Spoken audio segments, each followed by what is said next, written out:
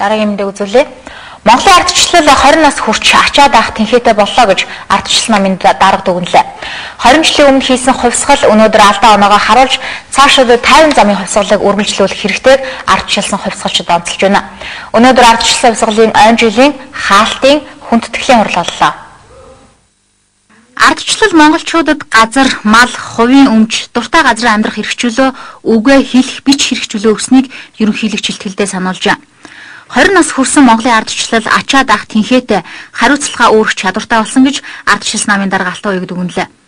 Нийгмийн өөрчлөлт хийхэд зориг илбэгд орж Батуул, Гамболд гэд лидерүүдээс гадна тэр үед төрийг удирдах байсан Монгол ардын хувьсгалт намын дарга нарын зөв холч ухаанч түүхэнд гавьяатаа нь өнөөдөр дурсагдж байна.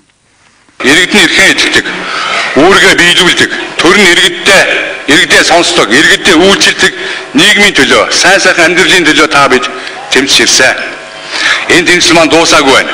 Энэ тэмцлийг арчсан улсын тэргүү өгнөд явсан та бүхэн манлайлан өргөлүүлж чадна гэдэгт би итгэж байна.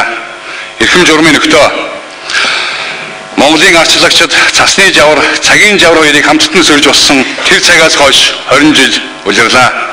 Цасанд шургаж унсан цэцэг, мүс өргөж үнэлсэн дахиа шиг эмзэг, гэхдээ гарцаагүй эрэг цагийн бэлэгдэл байсан Монголын арчлал нэгэнт 20 хавар 20 намрыг үджээ.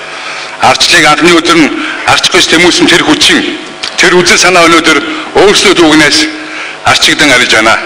Ардчилсан төрийн анийн сүнс олон намын тогтолцоо, парламентт ёсыг тогтоох, шинэ үндсэн хуулийг батлах, зах зээлийн эдийн засгийн харилцаанд шилжихэд манай намын хүчин зүтгэлийг Монгол ардын хувьсгалт нам улдан чангааж, улайран эсэргүүцэж байсан ч чимэд, төмөр, уртнасан, гомбсүрн, очирбат, бямсур нарын гишүүд нь эерэг үүрэг үүсгэж байсныг тэмдэглэн хэлэх нь зүйтэй.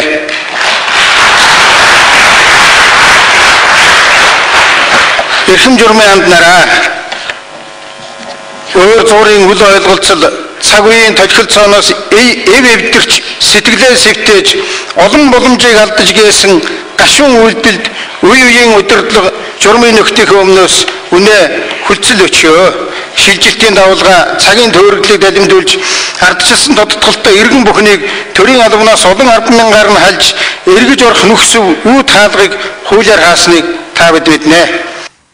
Ерөнхийлөгч илбэгд орж Монголын ардчлалыг илгэндээ нааж авсан ард түмдээ баярлалаа гэсэн бол ардчлал намын дарга нүүхэд үлдээгүй, үлдэхэд нүгээгүй намынхаа нөхдөө талархтгаа хэлсэн юм а. Хувьсгал хийцэж явсан талигач нөхдөө баярын хуралд ирсэн ардчлал намынхан хүндэтгэл үзүүллээ. За баярлалаа. Хувьсгалчид 20 жилийнхээ баярын энэ өдөр зөвхөн өнгөрсөн өдрүүдийн гавьяагаараа багтсангүй алдаагаач бас хэлээд хувьсгалаа үргэлжлүүлэх хэрэгтэй гэдэг дээр илтгэл тавьсан хүмүүс санал нийлж байлаа. Харин бид шүүмжлүүлээч болох нь ажлаа урагшлуулах амаргүй замыг сонгосон билээ. Үүнийхээ үр дүнг заавал үзэх, зорьсны ажил болох ёстой.